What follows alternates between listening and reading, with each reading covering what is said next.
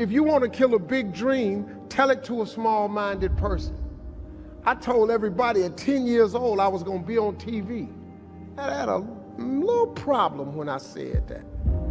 I had a severe stuttering problem. I could not talk outside of my house. I went to school, church, anywhere. I locked up. I couldn't go to the store. I just stuttered profusely, man. It was a horrible experience for me. So when I wrote on that paper, the assignment was write on a piece of paper what you want to be when you grow up. I'm 10. I wrote, I want to be on TV. That was that faith, the belief in things that you cannot see. I ain't see no way I could be on TV, but I wrote it down. I didn't know no better. I'm 10. I wrote it down. Teacher called me to the front of the class. I thought I'm gonna get me a gold star because she had everybody stand and read their paper and their name. She called me to the front. I'm thinking, I'm going up here to get a gold star. I ain't never had one before. This must be, my answer must have been really good. I can't tell you how wrong I was. That lady didn't call me up there to give me no gold star. She called me up there to humiliate me. And when I got up there, that lady lit into me. She said, why would you write something like this on your paper? First of all, why you called me up here? You know I can't talk. You already know I can't talk. And she just said, why would you write something like this on your paper? And I'm standing there, I'm trying to get it out. She said, who in this school ever been on TV? Who in your family ever been on TV? Who in this neighborhood ever been on TV? She said, look at you standing there, you can't even talk. How they gonna put somebody like you on TV? So every Christmas, I send her a flat screen TV.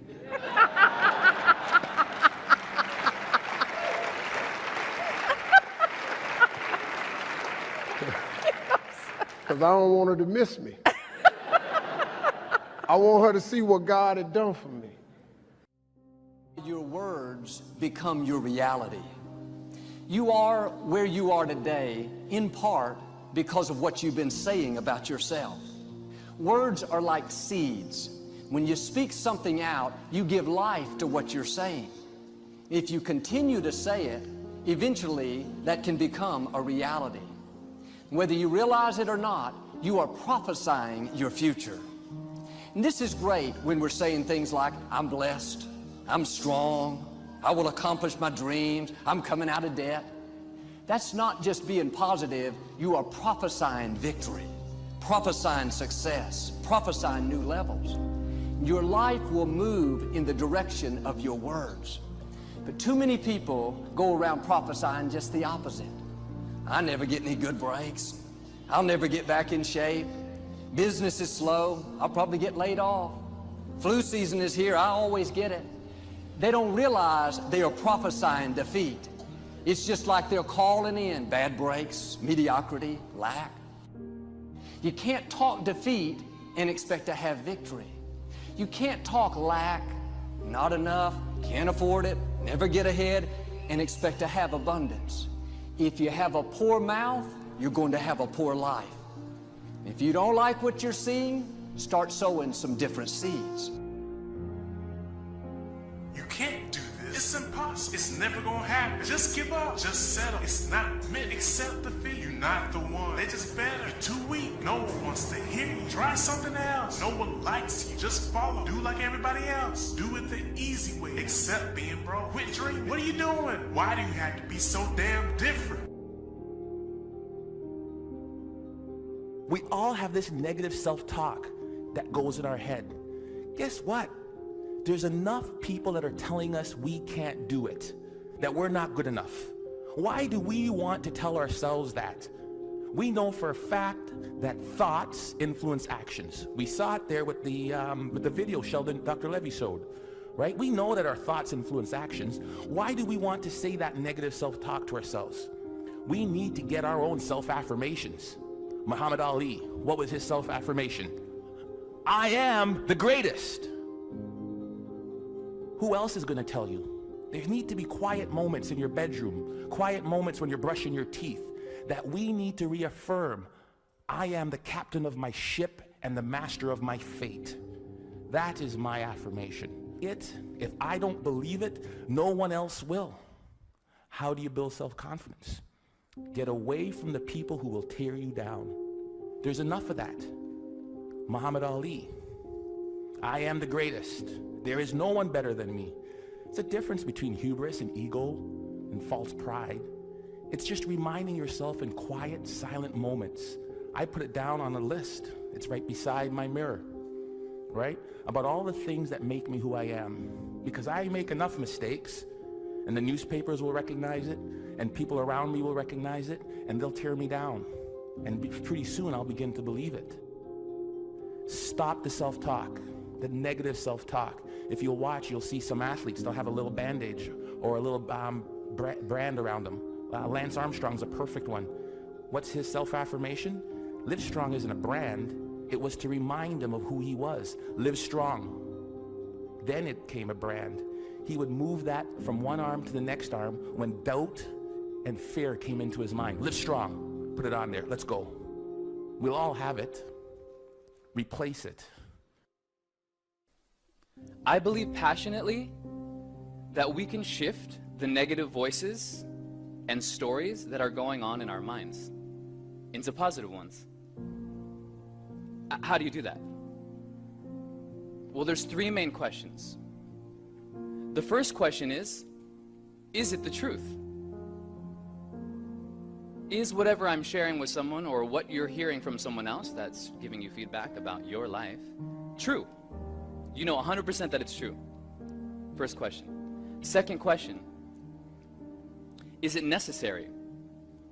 Is what I'm saying to myself in my head, is it necessary in the exact moment in what I'm doing with my life right then? And the third question is, does it improve upon the silence? Somewhere deep inside, you know what kind of person you were designed to be. If you want to produce great acorns, think like an oak, not like an acorn. Think like the person you intend to become. So let me ask a question. What kind of seed is in you? Figure out who you are, don't apologize for who you are, and then become even greater than you naturally are at what you are. If I could give you one thing to take from this, it is, no one will believe in you unless you do. Listen to the words of that video.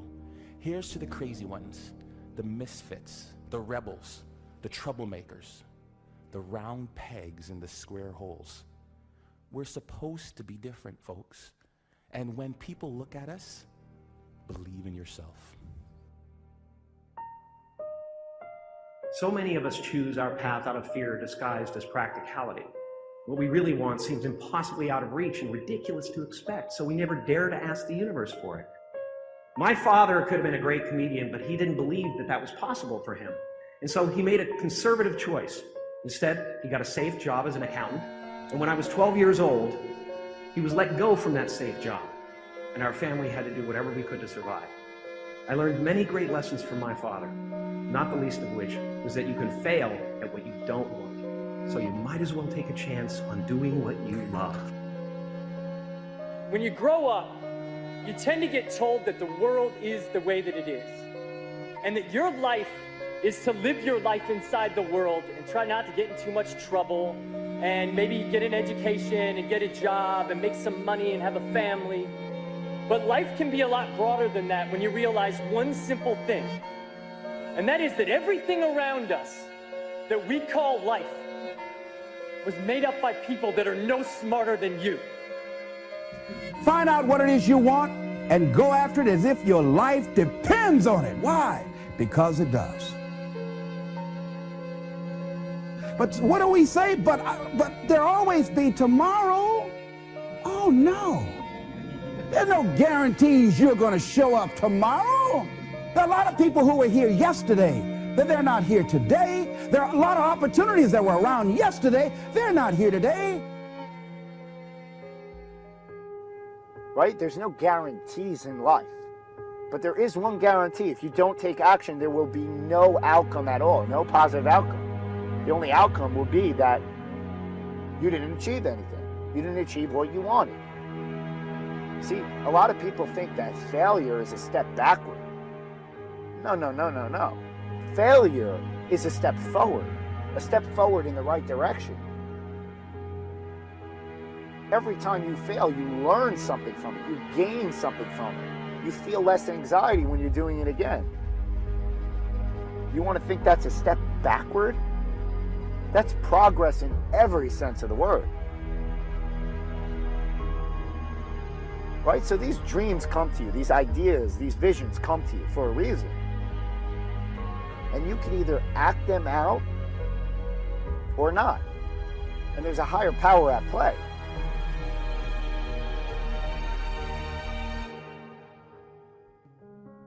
I want you to look at your life right now and think about something that's important to you, something that gives your life a sense of value. Think about something that you'd like to have, or something you'd like to create for you or your family or for society. I want you to hold this thought in mind. Now, one of the first things I want you to do is don't worry about the inner conversation that you're going to have. Don't worry about how you're going to do it. That's going to come. You're going to develop a plan of action. You will find the way. You'll become the kind of person that can attract the people, the resources, and everything you need in order to make that become reality. If you help enough people get what they want, you can have everything you want. What is it that you looked at some point in time and you decided that you couldn't do it? That you talk yourself out of it? Whatever it is, bring it back out there. How you're going to do it? That will come to you in due time. See, you don't get in life what you want, ladies and gentlemen. You get in life what you are, not what you want. See, the good news is that we can always become more by working to develop ourselves. So the first process of making this your decade, you've got to begin to take a look at your life and look at where are you right now? What are your strengths? What are your weaknesses? What gives your life a sense of fulfillment, a sense of joy? What does a full, rich life means to you? What is it that you could love doing 7 days a week that'll bring a smile to your face?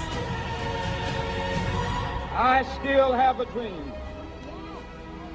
It is a dream deeply rooted in the American dream. I have a dream. Find out the reasons that you do what you do. Find out the reasons that will make you strong, that will make you walk by faith and not by sight.